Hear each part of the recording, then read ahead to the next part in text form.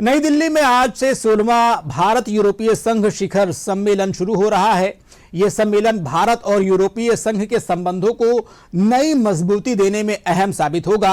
सम्मेलन के दौरान प्रधानमंत्री नरेंद्र मोदी, यूरोपीय परिषद के अध्यक्ष एंटोनियो कोस्टा और यूरोपीय आयोग की अध्यक्ष उर्सुला वॉन डेर लेयेन के साथ व्यापार, निवेश और रणनीतिक क्षेत्रों में सहयोग बढ़ाने पर चर्चा करेंगे।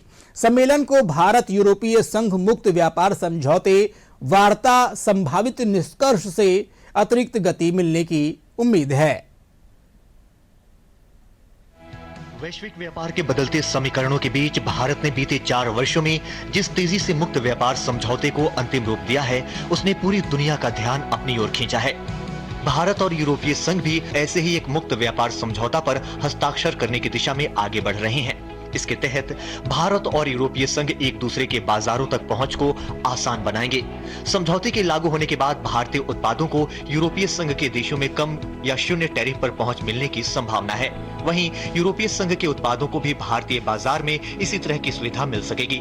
जिस उद्देश्य के साथ इस समझौते की नींव रखी गई थी, वो अब लगभग 2 दशक बाद साकार होती दिख रही है। वर्ष 2007 में शुरू हुई ये पहल अब 2026 में ठोस आकार ले रही है, जिससे इसका ऐतिहासिक महत्व और बढ़ जाता है। भारत यूएई एफटीए की शुरुआत 2007 में हुई, जब दोनों पक्षों ने broad based trade and investment agreement यानी कि BTIA के रूप में इसे शुरू किया। ये पहल मुख्य रूप से यूएई की ओर से आई, जो भारत की तेजी से बढ़ती अर्थव्यवस्था और बाजार को देखते हुए व्यापार और निवेश को बढ़ावा देना चाहता था। भारत की ओर से भी रुचि थी, क्योंकि यूरोपियन यूनियन उस समय भारत का सबसे बड़ा व्यापारिक साझेदार था। समझौते का उद्देश्य सामान, सेवाओं, निवेश, प्रौद्योगिकी हस्तांतरण और नियामक सहयोग को कवर करना था। 2007 से 2013 तक कई दौर की वार्ताएं हुई, लेकिन असहमतियों के कारण ये रुक गया। 2022 में वार्ताएं फिर से शुरू हुई। मुख्य रूप से यूक्रेन युद्ध और अमेरिका चीन व्यापार तनाव जैसे वैश्विक भू राजनीतिक बदलावों के कारण इसकी राह थोड़ी आसान हुई। इसके बाद भारत के प्रधानमंत्री और यूरोपीय संघ के शीर्ष नेतृत्व के बीच लगातार उच्च स्तरीय संवाद और बैठकों ने इस प्रक्रिया को नई गति दी। हालांकि एफटीए वार्ता के दौरान कई संवेदनशील और जटिल मुद्दे सामने आए। इनमें सबसे अहम रहा व्यापार संतुलन, जहां भारत को ये आशंका थी कि यूरोपीय उत्पादों को भारत की आसान बाजार पहुंच मिलने से अपने घरेलू उद्योगों पर नकारात्मक असर पड़ सकता है। वहीं कृषि उत्पादों और वस्त्रों पर शुल्क को लेकर भी दोनों पक्षों के बीच मतभेद रहे। भारत चाहता है कि उसके कृषि और वस्त्र उत्पादों को यूरोपीय बाजार में बेहतर अवसर मिले, जबकि यूरोपीय संघ अपने किसानों और घरेलू उत्पादों की सुरक्षा को लेकर सतर्क रहा। इसके अलावा निवेश और सेवा क्षेत्र में पहुंच, डेटा सुरक्षा और नियामक मानक जैसे मुद्दे भी बातचीत के केंद्र में रहे।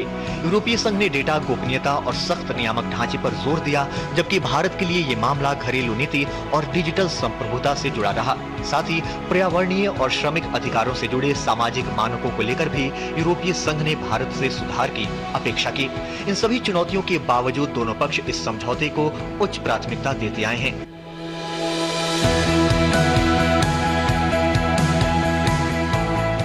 भारत और यूरोपीय यूनियन के बीच ऐतिहासिक मुक्त व्यापार समझौता होने के बिल्कुल करीब है। कई सालों तक दोनों पक्षों के बीच चली बातचीत के बाद इस समझौते को तैयार किया गया है। भारत और यूरोपीय संघ के बीच होने वाले मुक्त व्यापार समझौते को वैश्विक कूटनीति और व्यापार जगत में मदर ऑफ ऑल डील्स कहा जा रहा है। इसकी वजह केवल इसका आकार नहीं, बल्कि इसका आर्थिक, रणनीतिक और भू राजनीतिक महत्व भी है। यूरोपीय आयोग की अध्यक्ष उर्सुला वॉन डेर लेयेन ने भी इसे मदर ऑफ ऑल डील्स बताया। We are on the cusp of a historic trade agreement. Indeed, some call it the mother of all deals. One that would create a market of 2 billion people, accounting for almost a quarter of global GDP. And crucially, that would provide a first mover advantage for Europe, with one of the world's fastest growing and most dynamic continents. दरअसल इस deal को mother of all deals इसलिए कहा जा रहा है क्योंकि लंबी बातचीत के बाद ये समझौता निर्णायक चरण में पहुंचा। ये दुनिया के सबसे बड़े और सबसे जटिल व्यापार समझौतों में से एक है। दुनिया के 2 सबसे बड़े बाजारों के बीच ये समझौता है। यूरोपीय संघ की आबादी लगभग 45 करोड़ है। ये $17 ट्रिलियन से अधिक की अर्थव्यवस्था है।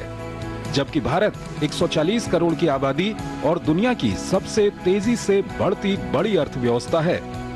ये सिर्फ एफटीए नहीं बल्कि कई डील्स का पैकेज है।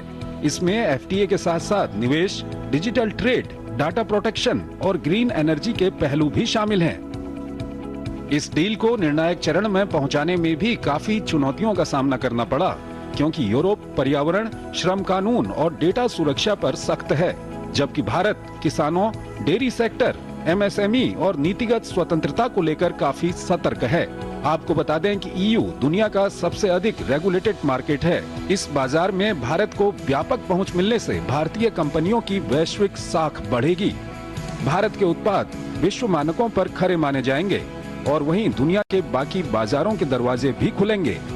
इसलिए ये केवल व्यापार समझौता नहीं बल्कि 21वीं सदी की वैश्विक अर्थव्यवस्था का नया फ्रेमवर्क बनने जा रहा है। चंद्रशेखर जोशी की रिपोर्ट, डीडी न्यूज।